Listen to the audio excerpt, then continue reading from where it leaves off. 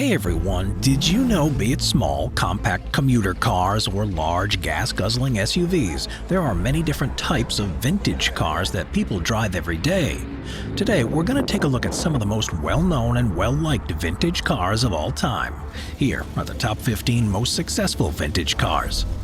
Number 15. Aston Martin DB5. When it comes to the silver screen, few cars have gotten quite as much attention as the Aston Martin DB5. After all, while Bentleys were James Bond's favorite car in the novels, it was the Aston Martin DB5 that became synonymous with 007 in the movies. Interestingly enough, this connection was almost not made at all. After all, when Goldfinger was being produced in 1964, the directors essentially had to beg Aston Martin for a loan on one of their cars, as the idea of product placement hadn't really been introduced to Hollywood yet.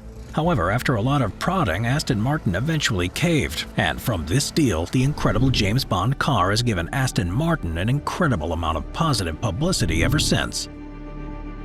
Number 14. Mercedes 300 SL Gullwing. As far as innovative luxury cars go, the Mercedes 300 SL Gullwing is nothing short of impressive. Famous for taking a large six-cylinder engine that was typically used in limousines and stuffing it into its small body, it took the racing scene by storm in the 1950s, as features such as a lighter frame, lower center of gravity, and fast acceleration put it over the edge. However, it's probably its stylistic features that were even more impactful. You see, because of the light frame, it was impossible to fit conventional doors without sacrificing stability, and this meant that its doors instead had to open upwards. This created the iconic Gullwing doors that continue to be used in various models to this very day. And as a result, the Mercedes 300 SL truly is a pioneer in automotive history. Number 13. Military Jeeps.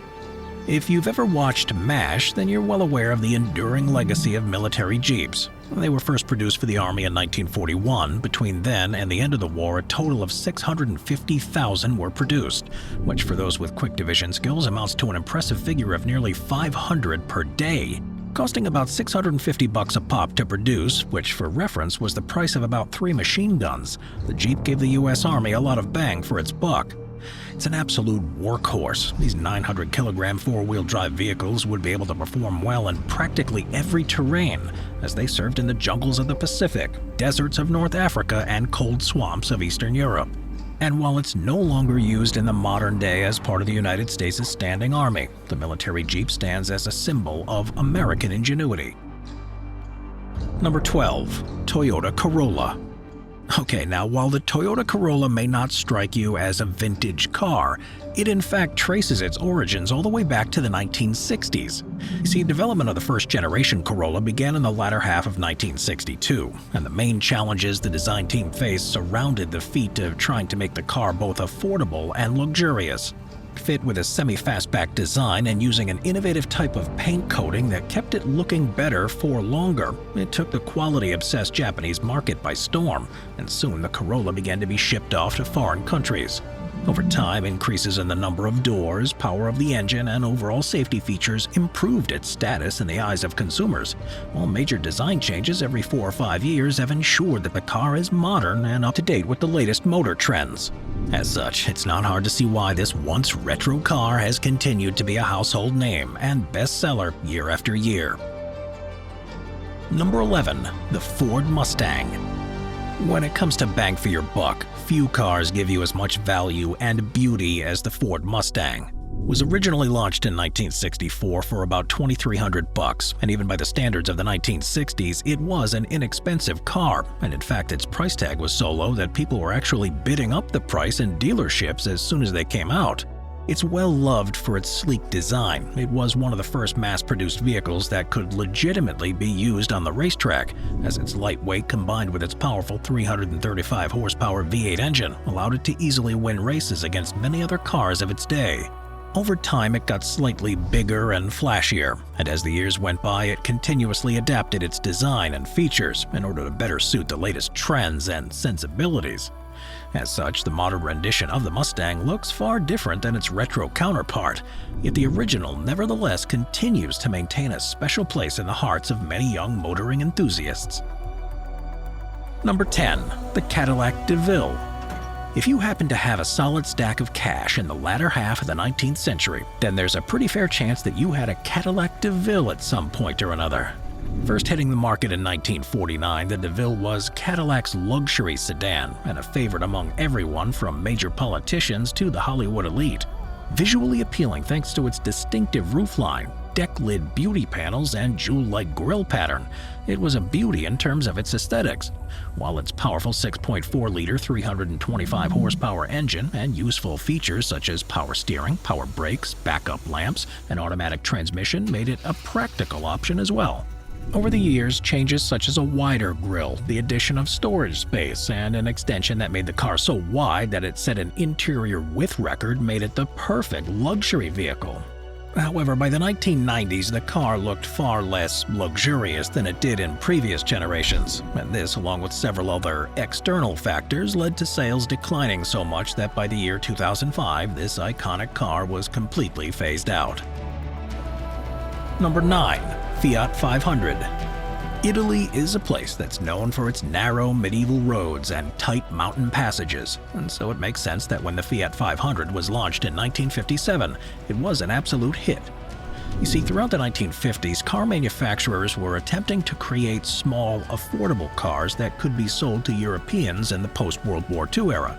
This sparked the creation of the Fiat 500 as its small frame 500cc engine and cost of around 490,000 lira, which for reference was equivalent to about 13 months of the average worker's salary, made it an affordable yet useful option. Known as the first city car, models like it soon began to pop up in an attempt to replicate its roaring success, as in addition to its great design extras such as its low fuel consumption and great handling made it a super fun car to drive. It was with this incredible design that Fiat manufactured millions of these small yet mighty vehicles, and while the original model was unfortunately discontinued in 1975, similar models that still use the 500 in the model number continued to be made to this very day. Number 8. Volkswagen Bus.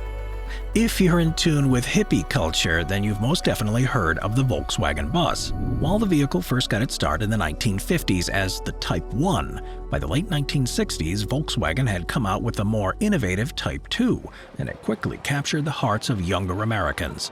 Designed in stark contrast to the diesel-guzzling, flashy, and loud cars coming out of Detroit, the microbus, as it would come to be called, was a countercultural symbol, as its simple style and ability to be adapted as a sort of an RV, camper, or hangout spot made it a symbol of protest against the rampant consumerism of the day.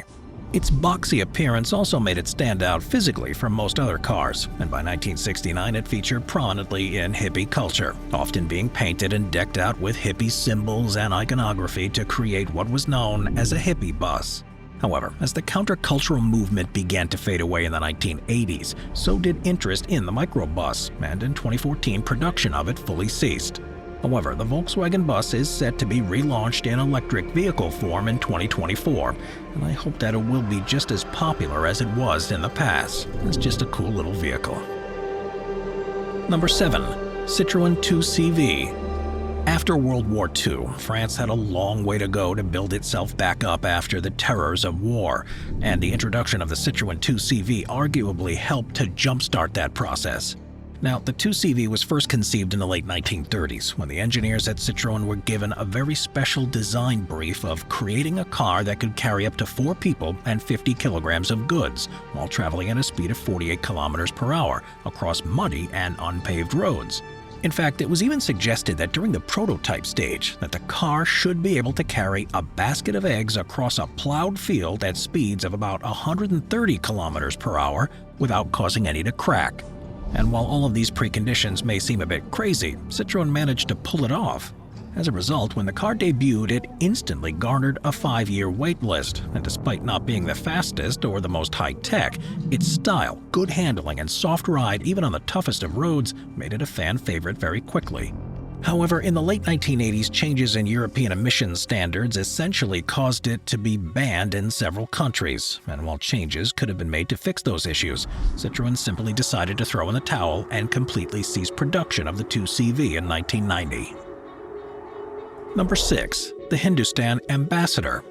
Okay, while most iconic vehicles were manufactured in the United States or Europe, The Hindustan Ambassador is an important Indian contribution to the global car market. Now, the Hindustan Ambassador first got its start in the UK, where it was manufactured by Morris Motors Limited. However, in 1956, the rights to build the car were sold to Hindustan Motors, and after some design changes, they introduced the car to the Indian market in 1958. Equipped with a new front end, a large amount of space relative to its size, and a sleek semi-monocoque body, it took the Indian market by storm, as it was an affordable option that could brave India's challenging roads, while also standing as a symbol of Indian manufacturing. Over time, India's relatively protected, closed market incentivized Hindustan Motors to essentially maintain the same design. And so when India opened up its car manufacturing business to Suzuki in 1981, the Ambassador's sales quickly began to plummet. And while certain moves, such as the government's decision to make it an official car of the state employees, helped prop up the Ambassador, it began to face a gradual decline, and changes such as a loss of government contracts and the inability to quickly meet environmental emission standards in the mid-2000s, they were the final nail in the coffin. So in 2014, it was completely pulled from the market, marking an end to an outstanding career on Indian roads. Number 5. The Lada Riva. When it comes to high-quality consumer goods, the Soviet Union wasn't exactly a standout. However, one of the most iconic things to come out of one of their factories was the Lada Riva. Considered to be one of the longest-running four-wheelers still on the road today, the car stands apart for being the third best-selling car of all time after the Volkswagen Beetle and the Ford Model T. However, despite this, few people in the West know about it, and the reasons for this are mainly due to its complete inability to break into the North American market. You see, when the Riva came out in the Soviet Union in 1970, they became highly sought after due to their affordability. However, since Lada could not pump them out fast enough, people often waited on lists for years in order to receive one. Once they did, they treasured it, and since the Soviet Union didn't have many car options, it soon became the state's most popular vehicle.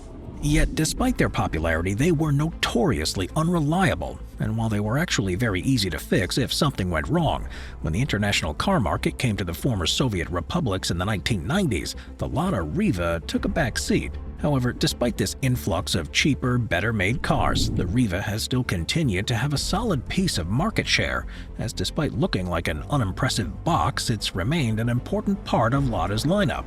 And while it has been eclipsed by newer models, the Lada Riva still stands as a testament to Soviet engineering. Number 4. Hoover carts and Bennett buggies. While absolutely no one would want to own a Hoover cart or a Bennett buggy today, for much of the 1930s they were North America's most popular type of car, largely out of necessity. You see, when the Great Depression hit in October of 1929, millions of people lost their jobs, and as a result, those people often no longer had the money to afford to run their cars. In response, they would often take their cars and remove heavy or redundant parts such as the engine, the windshields, and the windows to lighten the vehicle's weight. And once they did so, they would strap the vehicle to a pair of horses and use it like a horse and buggy.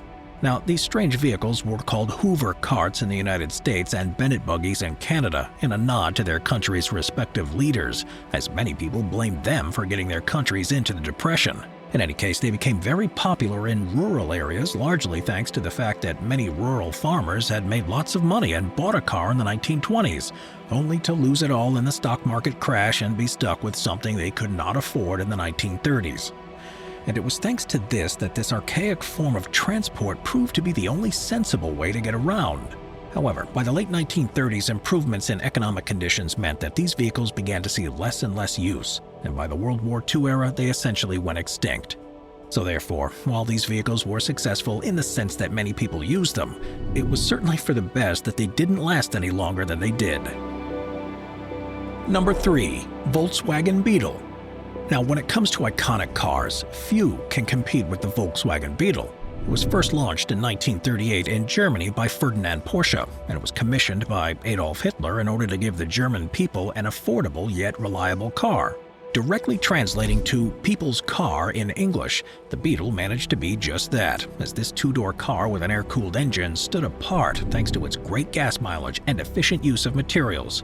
However, once World War II began in 1939, production nearly ground to a halt, as only German military officials were able to buy them. However, once the British took over Volkswagen's manufacturing facilities after the war, they quickly began to make Beetles once more in order to spur German economic activity, while creating cheap cars for their fellow countrymen back home. As a result, they soon began to soar in popularity across Europe, and in 1949 they were brought to the United States. Here, their modest size and teardrop shape made them stand out against the flashy American gas guzzlers that were popular during this era. While this could have been a recipe for failure, the fact that they were different resonated with American consumers, and by the late 1960s, the Beetle soon began to cross generational lines. This is because while older people liked it for its reliability and affordability, hippies began to buy it because it was unpretentious and good on gas, and soon it became one of America's most popular cars.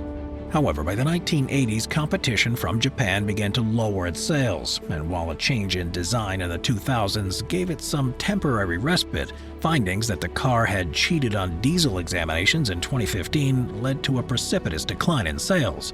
As a result, by 2018, the Beetle made up just 4% of Volkswagen's total sales, and in 2019, the model was completely shelved, marking the end of a long and mostly fuel-efficient history. Maybe one day we'll see it come back. Number 2. Ford Model T. While the Ford Model T wasn't the first car ever invented, it was the first to see widespread production. Now, the Model T first began with the Model A, which after facing several difficulties was consistently changed, one letter in the alphabet at a time, until Ford got to the Model T. Made in order to be both simple to operate and durable, it stood apart from other cars available at the time due to it having a simple 20-horsepower four-cylinder engine that could be operated using gasoline, kerosene, or ethanol, which really widened the market in terms of who could use it, thanks to the fact that fuels like kerosene were much more common than the other two in rural areas. So when it launched in 1908, it had all the nuts and bolts necessary to be a commercial success. However, since most people didn't even know what a car was, or if they did, had no experience driving, and so consumers had to be convinced that buying a Model T was a smart move. This was done by making it so it could be adapted to double as an agricultural vehicle such as a tractor, increasing its usefulness. It was also made in a wide range of body styles, with these including gray 6-seat town cars, red and green 5-seat touring cars, and smaller 2-seaters in a wide range of colors. By 1910, Ford was having trouble keeping up with demand, and so in order to ensure that production could be efficient, he essentially invented the moving assembly line. In essence, he had every worker complete one part of the job of making a car, and in tandem, those workers became so good at their roles that cars went from taking 12 hours to build to just 90 minutes. It was in this fashion that Ford popped out a Model T right up until 1927, making it a true pioneer in the field of car production. Number 1. The Mini Cooper. While the Mini Cooper is arguably an inferior cousin of the Fiat 500 in the eyes of some car enthusiasts, it is nonetheless the British take on the incredible design concept known as the city car. More specifically, city cars are small vehicles that are meant to be affordable, light on gas, and easy to use in the context of narrow roads of a city. And interestingly enough, the Mini Cooper first began as a design challenge of sorts for Sir Leonard Lord of the Morris Company and his top engineer. You see, in the wake of super high gas prices thanks to the Suez Crisis, he wanted to create a car that was small, fuel-efficient, and capable of carrying 4 adults, and affordable for the average consumer too. This was achieved thanks to a major stylistic innovation. More specifically, the engineers decided to create more room in the cockpit by pushing the wheels all the way out to the corners and turning the engine sideways. This in turn gave the car more stability in tight situations and more passenger space on the sides, allowing them to create a smaller car that was so space efficient that it didn't feel as small as it looked. Now, when the car first came out in 1959, it certainly shocked the British public, yet their low-cost, small size, fun, and nimble package caused younger generations to fall in love with its design and performance.